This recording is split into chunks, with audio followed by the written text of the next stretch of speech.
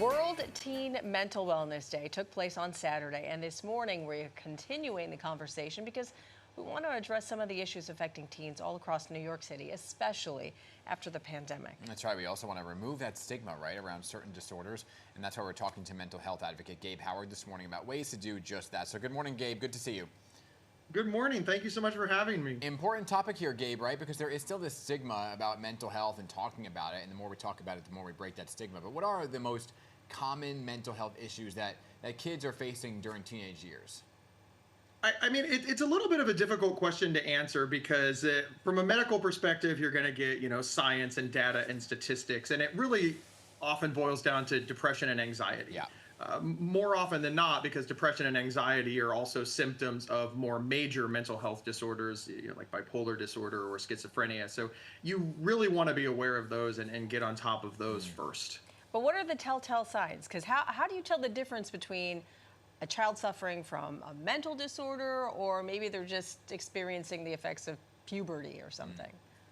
So I always love this question because people are like, all right, he's got the answer, and they lean in and listen, dump trucks of money would show up at my house if I could answer that question with just like one singular answer. The real answer is you put in the hard work. You have constant conversations with your child over weeks, months, and years. And ultimately, you as the parent have to make a determination, perhaps with other adults, with other family members, but there's just not one I know it, I see it. And if there is one, I know it and I see it, you're far beyond mental health issue, and you're into mental health crisis or severe and persistent mental illness. Well, yeah, and it used to be a different situation, at least when we were teenagers, right? Because we didn't have this thing of social media. So there was what caused anxiety and depression in one thing, but now there's this whole idea around social media. New York City is suing the companies for fueling what they say are mental health disorders among teenagers and young adults. Do you have some thoughts on that lawsuit? Do you think it'd actually go anywhere?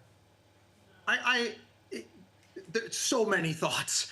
First off, you're talking to a podcaster. I've made my entire career on the internet, and I've made my entire career on social media. You're also talking to someone who lives with bipolar disorder. I would have killed for there to have been something out there for me to find aside from the isolation that I experienced, because there was no social media when I was diagnosed. So I was all alone. I had nobody to talk to, no place to get information. My parents were all alone. They had nobody to talk to. And I think these are very, very good things that get missed in this conversation. But it does, the pendulum swings back the other way. I think that kids are bullied online and their parents can't see it. And that, children aren't bringing it up to their parents. They're not sitting down at dinner and saying, well, Mom, Dad, I was abused today online. And so I don't know if a lawsuit's going to go anywhere, but I would remind people that, this is a little bit of black and white thinking. Is social media good or is social media bad?